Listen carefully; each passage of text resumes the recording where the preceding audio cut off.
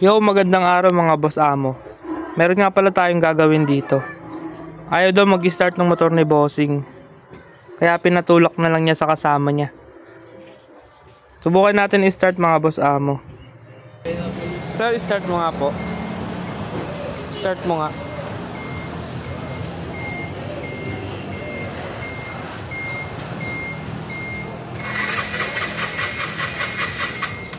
Isa pa. So yun na nga mga boss amo, nakita nyo naman po na ayaw po mag-start ng motor. Sinubukan ko muna kasi baka mamaya. Kasi pag may mga dinadala ditong motor na hindi umaandar, pag ako yung nag-start, umaandar. Kaya trinay ko muna kung talagang hindi siya nag-start. So, confirm nga mga boss amo na hindi talaga siya nag-start. Kaya nagpunta agad ako dito sa may bandang ignition coil. Tapos tinanggal ko nga pala yung spark plug cap. Kasi lagi nating chine-check dito yung kuryente. Ito yung lagi nating inuuna pag nagto-trouble tayo ng hindi umaandar na motor. Check muna natin yung kuryente kung meron ba o kaya kung malakas ba. Kasi kung merong kuryente tapos mahina lang din naman, wala rin mga boss amo. Kailangan talaga maganda yung labas ng kuryente. Yung kaya niya talaga pag-startin yung motor. So dito lang yan mga boss amo para ma-check natin kung may kuryente. Punta lang tayo dito sa may ignition coil, tapos itatapat natin sa spark plug.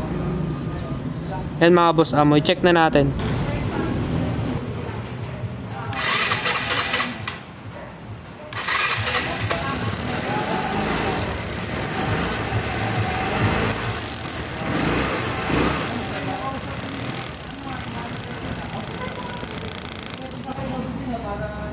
Kung mapapansin nyo mga boss amo, nag-start agad yung motor kahit wala pa tayong ginagawa.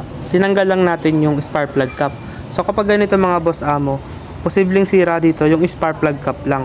Posibleng may corrosion na sa loob kaya hindi na nagkakaroon ng contact. O kaya talagang sira na yung spark plug cap. Nangyayari talaga yun mga boss amo. So pag ganun mga boss amo, dahil wala pa tayo ditong pamalit, irerekta muna natin yung ignition coil mismo dito sa may spark plug nya. Hindi muna tayo gagamit ng spark plug cap kasi mamaya pa siya bibili. So ito yung spark plug cap na sira. So pagka sira yung cap, hindi talaga nagtutuloy. So yan mga boss amo, narekta na po natin yung ignition coil dito sa spark plug natin. Kaya try na po natin paandarin.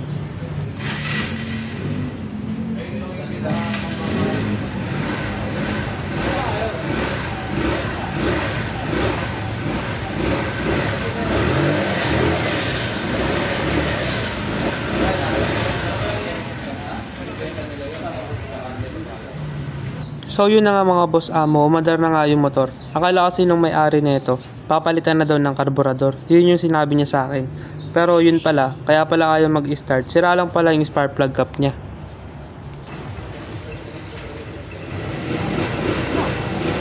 Balik na. Balik alindog na. Alam mo lang yan. Meron yan dyan sa mga shop. Ito, pwede na to. Iano na lang natin. Ito nangangamoy.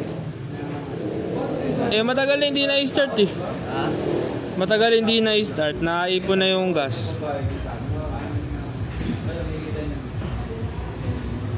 So ang naisip ko dito mga boss amo, lagyan ko muna siya ng cable tie o kaya strap para hindi lang matanggal agad yung ignition coil kapag nalubak. Kasi natatanggal yan kapag nalubak eh. So lagyan muna natin siya ng strap. Bang di ka pa nakakahanap, alisin mo na lang pag nakahanap ka na.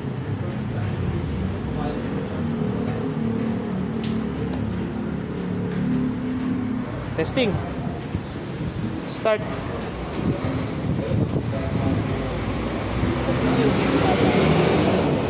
Kabila mo ano yun. Brake sa brake light switch. Dito yun sa brake light switch papalitan. Yun! Dar na! Ha? Basic! Strap lang kailangan mo.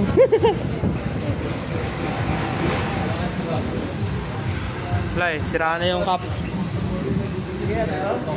Shoutout nga pala sa Taga Alpha Mart. Tapos na.